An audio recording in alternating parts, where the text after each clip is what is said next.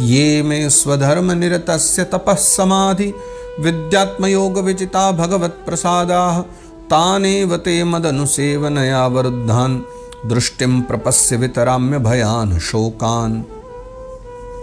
तो देखो, अब जो है ना, धर्म का पालन करते रहने से मुझे तप, समाधि, उपासना और योग, इन सब के द्वारा जो भय शोक से रहित भगवत प्रसाद स्वरूप जो विभूतियाँ मिली हुई हैं ना, उन पर जो है ना मेरी सेवा के प्रभाव से तुम्हारा भी अधिकार हो गया है। यानी वो ये कहना चाह रहे, मैंने जो तप के द्वारा अर्जित किया है या जो कुछ भी प्रभाव मेरा है, अब वो सब पर तुम्हारा भी अधिकार है, क्योंकि तुमने मेरी इतनी जो सेवा करी है।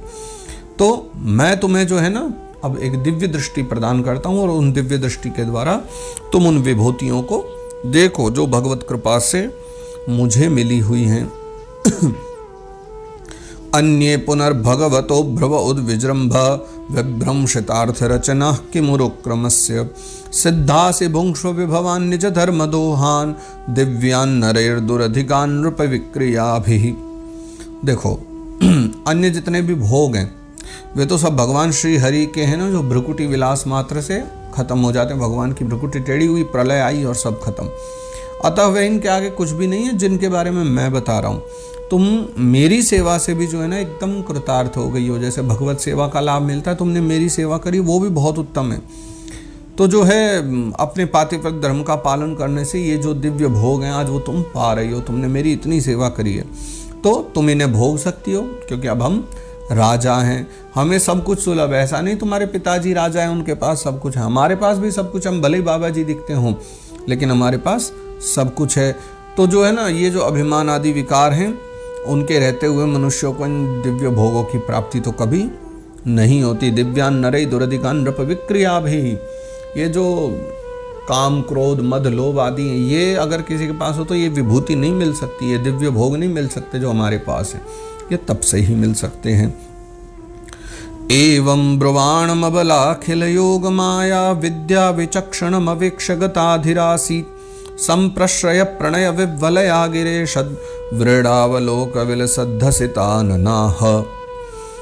तो करदम जी महाराज जो है ना, इस प्रकार कहने से करदम जी ने जब ये सब कहा तो उनके इस प्रकार कहने से जो है अपने पति देव को सारी योग माया और सारी विद्याओं में कुशल जानने लगी कि मेरे पति को तो सब पता है। विद्या विचक्षणम अवेक्ष गताधिरासित, वो जान गई इनके पास सब विद्या है, योग माया है। तो उनके मन में जो थोड़ी बहुत भी चिंता थी ना अबला के, सारी चली गई। उनके जो है कुछ भी मन में बचा ही नहीं। एवं ब्रुवाण अबला अखिल योग माया, वो अबला यानी वो देवहूति माता विचार करने लगी कि जो है अब तो मुझे चिंता करनी नहीं चाहिए। तो उनका जो मुख है वो थोड़ा सा जो है ना संकोच भरी चितवन और मधुर मुस्कान भी था, उसके साथ एकदम खिल उठा। यानी वृडावलोक विलसद्धसिताननाह, थोड़ा हंसती हुई, थोड़ी लजाती हुई उनका मुख कमल प्रसन्न हो गया। और फिर क्या हुआ कि संप्रश्रय प्रणय विवलया गिरेशद, फिर वो विनय, प्रेम, गदगद वाणी, इन सब के द्वारा जो है ना वो कहने लगी।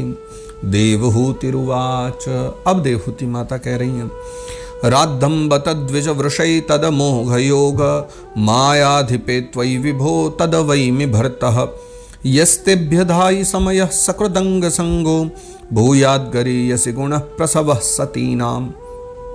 तब देवहूति कहती हैं कि हे ब्राह्मण श्रेष्ठ, हे द्विज श्रेष्ठ करदम मुनि, हे मेरे स्वामी, मैं एक बात तो जानती हूँ अच्छे से कि कभी निष्फल न होने वाली जो योग शक्ति है और त्रिगुणात्मिका जो माया पर अधिकार रखने वाले आप जो हैं, यानी आपको ये सब अधिकार प्राप्त है, मैं जानती हूँ। लेकिन प्रभु, आपने विवाह के समय एक प्रतिज्ञा की थी, अब आप तो कहते हैं उन दिव्य भोगों को भोग लो, लेकिन मेरी तो कुछ सांसारिक इच्छाएं भी हैं। क्योंकि जब हमारा विवाह हुआ था, विवाह के समय आपने प्रतिज्ञा की थी कि गर्भाधान होने तक मैं तुम्हारे साथ गृहस्थ सुख का जो है ना उपभोग करूँगा। तो अब प्रभु जो है उसकी पूर्ति होनी चाहिए। यानी आपने जो कहा था आप मुझे संतान दोगे और खुद भगवान आएंगे, तो प्रभु अब वो इच्छा मेरी आप पूरी करवाओ, क्योंकि मुझे वो सब अब चाहिए है। तो अब उसकी पूर्ति होनी चाहिए, क्योंकि श्रेष्ठ पति के द्वारा जो संतान प्राप्त हो जाए तो ये पतिव्रता स्त्री के लिए सबसे बड़ा लाभ है, महान लाभ है। तो कृपा करके मेरे ऊपर दया करो। तत्रेति कृत्यमुपशिक्ष यथोपदेशम ये नैषमे कर्षितो तीरितं शयात्मा सिद्धेत ते कृतमनो भवदर्शिताया दीनस्तदीश भवनम सदृशम विचक्ष्व। हम दोनों जो है ना समागम के लिए जो शास्त्र के अनुसार जो कर्तव्य हैं, यानी हम दोनों के समागम के लिए शास्त्र जो जो भी कहता है आप उसका मुझे उपदेश दीजिए क्या करना है। और उबटन यानी जो हल्दी के द्वारा लगाते हैं, गंध, भोजन आदि आदि जो उपयोगी सामग्रियां हैं ना वो भी जुटा लीजिए, क्योंकि ये भी तो सबकी आवश्यकता पड़ेगी अब गृहस्थ में। तो जिससे मिलन की इच्छा से अत्यंत दुर्बल हुआ यह जो मेरा शरीर है वो आपके अंग संग के योग्य हो जाए, क्योंकि मैं तो कैसी कैसी दशा में हूँ, तो कम से कम उबटा नेत्र आदि जो सब कुछ मिल जाए तो आप भी जो है मेरे संग रहो, तो मेरा जो दुर्बल शरीर है वो फिर से उत्तम हो जाए। क्योंकि देखो सिद्धेत ते कृतमनो भवदर्शिताया दीनस्तदीश भवनम सदृशम विचक्ष्व। देखो आप ही के द्वारा बढ़ाई हुई मेरी जो है ना कामना है, काम वेदना है, उससे मैं पीड़ित हो रही हूँ। तो इस कार्य के लिए भी एक जो है ना विचार करो, और विचार करके क्या करो, दीनस्तदीश भवनम सदृशम विचक्ष्व। इन सब बातों को देखते हुए एक ऐसा उपयुक्त भवन भी होना चाहिए, घर भी होना चाहिए जहाँ हम रहें।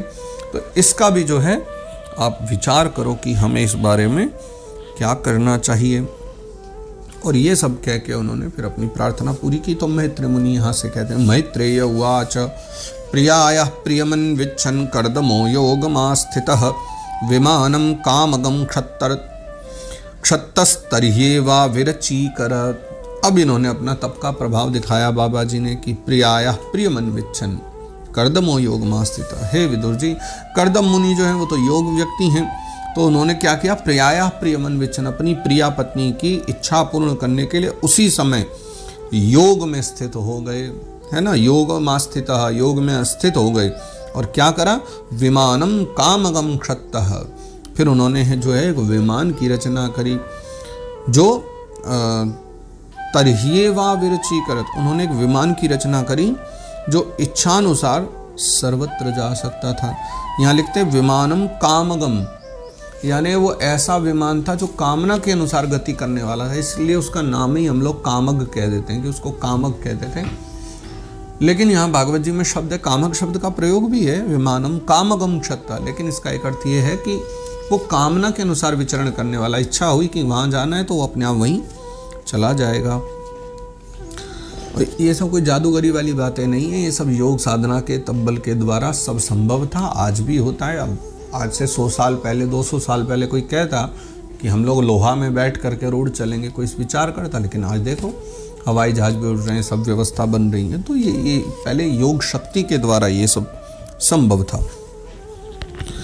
आगे मैत्रेय मुनि कहते हैं, सर्व काम दुघम दिव्यम सर्वरत्न समन्वितम सर्वध्युपचयोदर्कम मणिस्तंभैरुपस्कृतम। ये जो विमान था ना, सभी प्रकार के इच्छित भोग सुख सब प्रदान करने वाला था, बहुत सुंदर था, सब प्रकार के रत्नों से, सर्वरत्न समन्वितम, सभी प्रकार के रत्नों से युक्त था, सब संपत्तियों की उत्तरोत्तर वृद्धि से संपन्न था। और मणिस्तंभैरुपस्कृतम, यानी उसके खंभे जो थे ना वो मणियों से बने हुए थे, तो मणिमय खंभ उसमें लगे हुए थे।